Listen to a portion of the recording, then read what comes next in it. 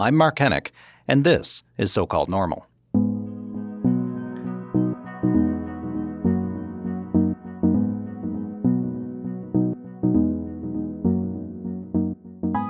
The following is an excerpt from my new book, So-Called Normal, a memoir of family, depression, and resilience.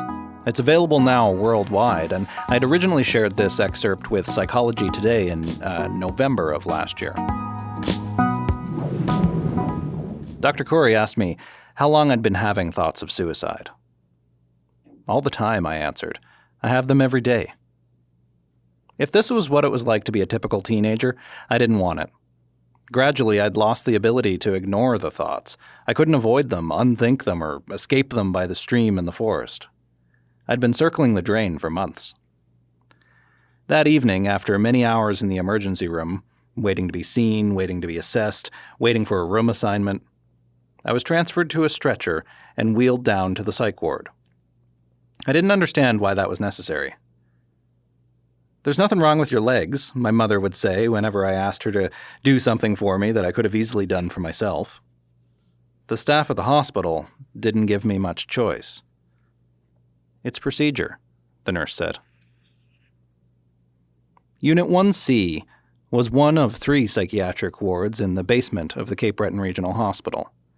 It was for the acute patients, less severe and persistent cases, though it was still a secure ward like the other 2. We buzzed the intercom at the locked double door and waited for one of the night shift staff to let us in. There was a 4th ward for mental health patients, but it was usually closed due to the staffing shortages that were common in the few remaining hospitals on the island. I noted that the cafeteria and the exit, should I need it, was a short distance down the dimly lit cinder block pastel-painted hall. So it wasn't all bad news. Across from the cafeteria, however, was the morgue. We arrived at room 1034 at around 8 p.m. My mother didn't stay long, but she said she'd come back to visit me the next day. The nurse who got me settled introduced herself as Jane. The deep, wise creases on Jane's face were framed by a blonde bob haircut. She looked a little like my 6th grade teacher, Mrs. Peterson. I liked Mrs. Peterson, and so, by unconscious association, I automatically liked Jane too. She was kind and welcoming.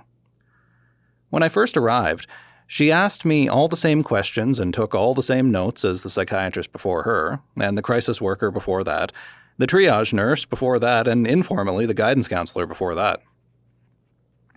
It was my first time being admitted to a psychiatric ward, but I'd already repeated myself so many times, and I had almost all the questions and the answers memorized.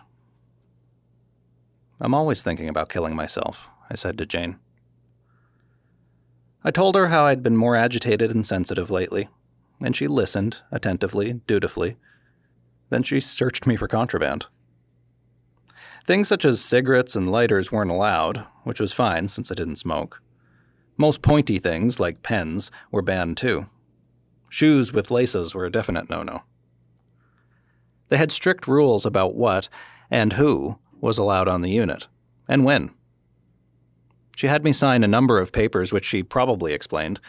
It was all a bit of a blur that I didn't really understand, including a disclaimer absolving the hospital of any responsibility in case anything was lost or stolen. She probably could have gotten me to sign just about anything. I was a desperate 14-year-old kid alone on a psych ward in the middle of the night. I wasn't exactly inundated by free will. Nobody told me how long I'd be staying. When I asked, they were non-committal about my commitment, ironically. "Well, that depends on how well you're doing," the nurse said. "Don't worry about that now." That's easy for you to say, I thought. You know when you're leaving. My antidepressant dose was increased, and a hypnotic was added to help me sleep. It made my mouth taste like metal. I'd never been drunk before, but this is what I imagined it felt like being drunk. I passed out and still felt woozy for a while after I woke up. None of the wards were designated for children or youth. I shared a room with a much older man. When I arrived at the room, he was lying on his side, cocooned in blankets in his bed by the door. He didn't move much until sometime after midnight, when he woke me up by suddenly sitting bolt upright in his bed and screaming, "We will overcome! We will overcome! We will overcome! We will overcome!" And as his screams grew louder and more panicked with each incantation, I woke up with a start, confused and afraid. But my body felt too heavy to get away or even to protect myself. I was panicked, but I was locked in. Then, as suddenly as he sat up, he lay down again and went back to sleep. The room was silent again. Even medicated, though, I had a hard time going back to sleep. Nobody had told me it was going to be like this. I don't belong here. I'm not like these people, I thought. I'm not crazy.